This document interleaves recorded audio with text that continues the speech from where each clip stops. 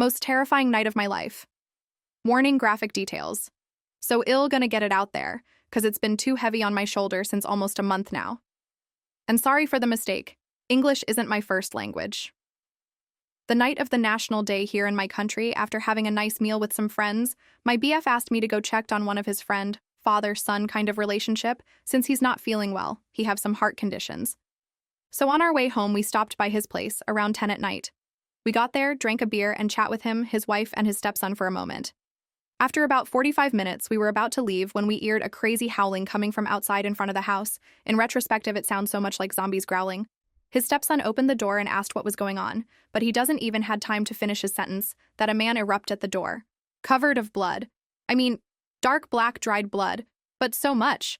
I thought he had a dark skin tone since he was so much covered of black dried blood. Took me about 30 seconds. Seems like 5 minutes, but surely took only 30 seconds, realizing it was all dried blood coming from those gigantic slashes he had on his head, not his skin color. I must say, he looked and sounded exactly like a mort vivant. It's the French word for zombies, and it literally translates as dead alive. That's exactly what he was, a walking dead. He had 3 deep gashes on his head. The biggest was on the middle from his forehead to the back of his head, 2-inch wide at the largest. I draw him to get it out of my mind. I'll share it if you want to see. So the guy just scream and yell and fall to the ground, and everybody freeze like in movies. I jumped on the guy, instinct kicks in, and we bring him out, me and my BF, without looking back. We were in the car in less than 1 minute for sure. I can't really explain what went through my mind, but I knew that if we were not on our way to the hospital right away, he would not survive. I sat him on the front passenger seat so I could keep him awake while my boyfriend drove. I called 911 the minute we got on the road, so they can send an ambulance meet us on our way to the hospital. But the agent on the phone started asking me to pull the car on the side on the highway and wait for the ambulance to arrive, which we haven't done since the guy was freaking dying in my arms. We got to the hospital before the ambulance and the police, but as soon as we got there, some medics, who were already outside, came and helped him right away. The police then arrived at the hospital and took our deposition. But guess what happened next? The guy we brought to hospital falls into coma after 30 minutes there, before the police could interrogate him. From that moment on, the police started the procedures for an homicide investigation, and we were then considered as prime suspects, last witnesses of a possible murder. They finally let us went home at 4 a.m. and came back the next day for asking further questions and letting us know that they knew we were not related to the crime. They also informed us that the guy escaped the hospital the next morning in a cab, that the attack was probably gang-related, that those gashes were probably done by a machete and he survived the attack because he was on heroin smack. I will never forget that night, and those scream, holding on to the fact that I saved a life. Story 2, I brought my 2 sons rape whistles to wear, and today they actually used it to alert me in a very alarming situation. So my stepsons are 7 and 10. They play with 5 other boys in our area which are of similar age, and all go to the same school in our neighborhood. Now there is a police station in our neighborhood, and we live in a city that is large, but we feel very safe here, and have almost zero crime around us, so when they want to go to the park, play with friends, husband. And I agreed it's okay. They will be gone for hours going from house to house, swimming, jumping on trampoline, scootering, skateboarding. Sometimes they are all at my house in my pool. It's a good system. I am in texting with other parents, etc., so we have a pretty safe system. However, our state has been known for human trafficking because we are close enough to the border. It's just something I worry about. So I bought them bright orange rape whistles and tied them to their backpacks. Sometimes they all ride bikes to the school together. At home, I had them each blow into the whistle as hard as they could, so they knew how loud it was, and to only use it for emergencies, which we've discussed emergency situations. Today, on break from school, the kids wanted to do a lemonade stand. Something in my gut told me to say no, that's not a good idea, even though they had their own little garage sale around Christmas to make money to buy gifts, and the neighborhood thought it was so cute they actually got a ton of donations and made very good money. I didn't have any worries that time. Today was different for me, though. As my older stepson was making his signs, I reminded him about interacting with strangers and he needs to watch his brother, and so he asks me, should I bring my whistle? I said yes. Great idea. I took it off his backpack and put it around his neck, and I told him I'm going to leave the window open. If you feel scared or if something happens, you blow that whistle like there is no tomorrow and I'll run outside. They were right on our street corner of our neighborhood, right where the main street through our neighborhood is, so a decent amount of cars go by. An hour or so goes by and I'm into a documentary when I hear that fucking whistle and my stomach drops and I dash outside to see a flashy red car, like a charger. I believe I was running towards the kids, and so I wasn't paying close enough attention to the car, but I immediately see all kids are accounted for as Guy is getting back into his car, and my older son tells me our younger son, who really likes cars as does his dad, he goes to car shows and knows so much about cars, husband has a GTR from Japan and another racing-type car they work on together, that the man in the car got out and was talking to them, asking them their ages, and invited my younger son to get into his car. I literally told my older son earlier, do not get into or near anyone's cars. So he said he didn't feel safe anymore and blew that whistle as hard as he could. My son said the car was what's known as a Demon, which I believe is a Dodge Charger, red. That's what my son told the police. I got a good look at the guy at least, but didn't get the plates. He was getting into his car as I was making sure the kids were accounted for, and pounded the fuck out of his hood, asking him, why would you ever invite a child into your car? Before he drove away. I wasn't thinking clearly and was in a bit of a panic. So I didn't get the plates, I was right there. I'm so pissed at myself for that. But the kids were all talking and I just went into protective mode and called the police.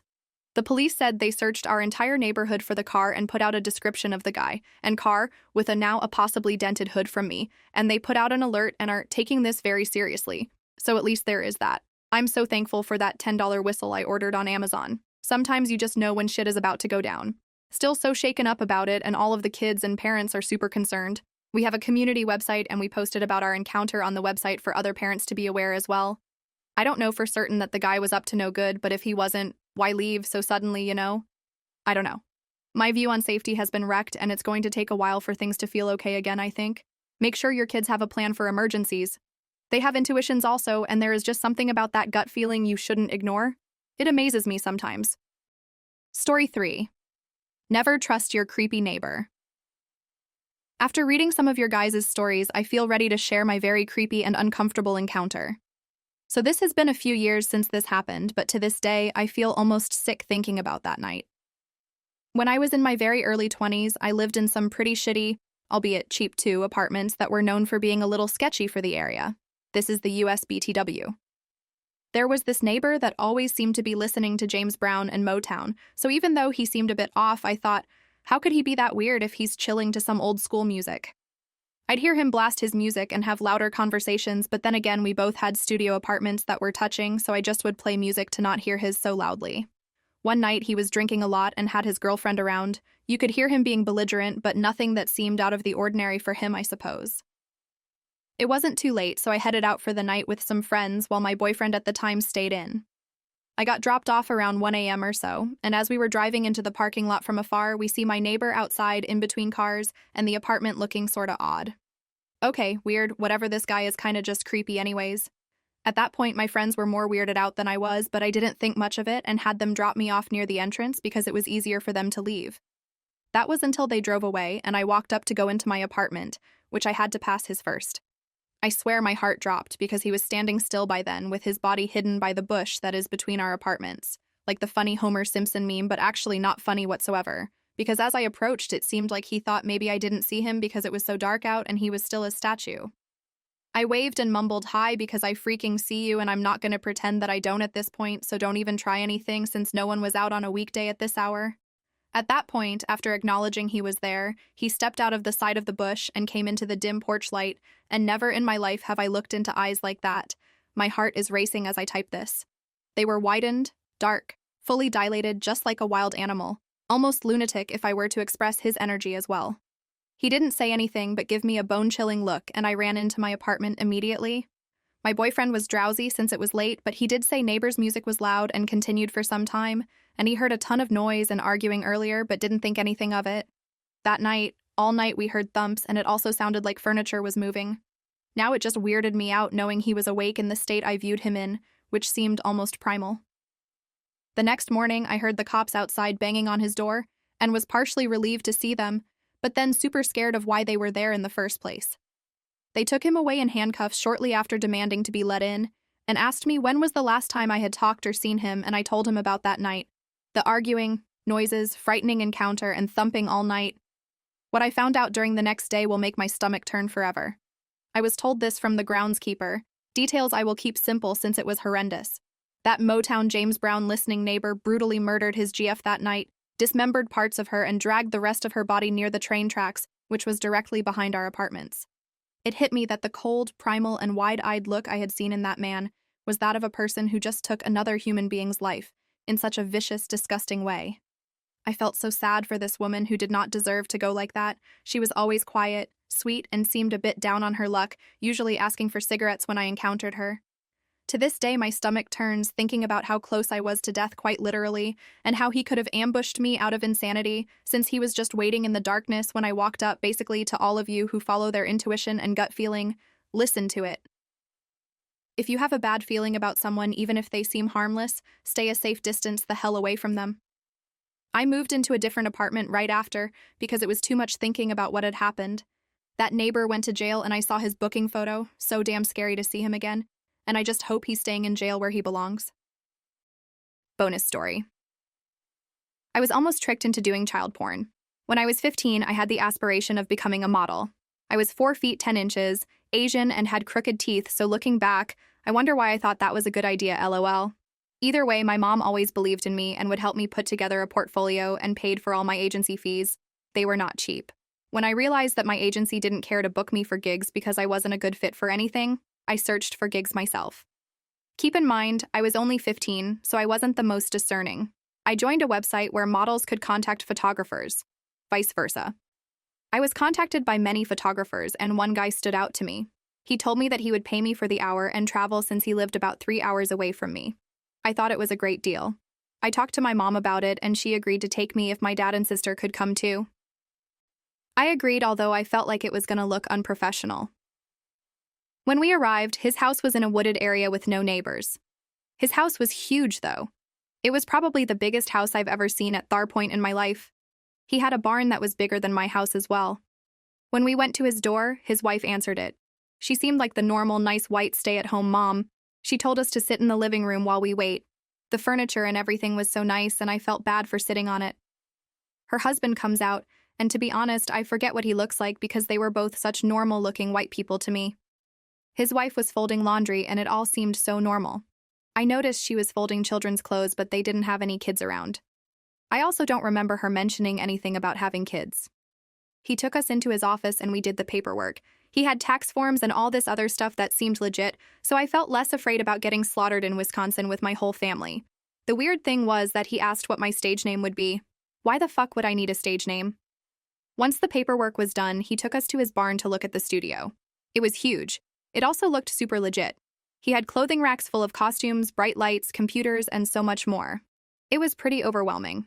So when I started, he told me I could change since I brought my own clothes. I was super nervous since the only experience I had in modeling was having my aunt take pictures of me in the backyard. The photographer then says to my family, "Kids are usually nervous if their family is watching them. Are you guys fine with stepping out for a bit?" So they agreed. My dad said to me in our language to scream if anything happened because they'll be out there. I figured I'd be fine.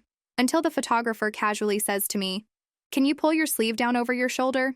It's okay if a nipple shows. I can Photoshop that out." I then got the heebie-jeebies. After 5 minutes, I asked him if I could take a break. He agreed and asked if I wanted to see the pictures. They looked super fucking average. My aunt was 17 and taking way better pictures than him. He asked if I wanted to take some more, and I just told him I'd want to talk to my parents first. So I told my mom I didn't want to do it anymore, and they somehow talked him out of it, and we drove home. It was silent. I think my parents knew. My little sister told me that when she tried to go in the barn to check up on me, the door was locked. I later found out that the website he was running was actually a child pornography site, and you had to pay to unlock the photos. It was a whole scandal. There were kids on his website with swimming suits on and looking like adults on his homepage. All the girls had stage names. Now it made sense as to why he and his wife came off as too perfect and lived in a big house. They were profiting off of young girls' dreams. I am just grateful that my parents love me enough to not push me into that shit. Because I know most of those little girls did not want to do that stuff. Oh, and the dude never paid us for the food travel, and he still has my birth certificate because we left it in his office. I hope he died shortly after or got arrested. Now, I'm afraid to take professional photos subconsciously, and I never want to be in the spotlight again.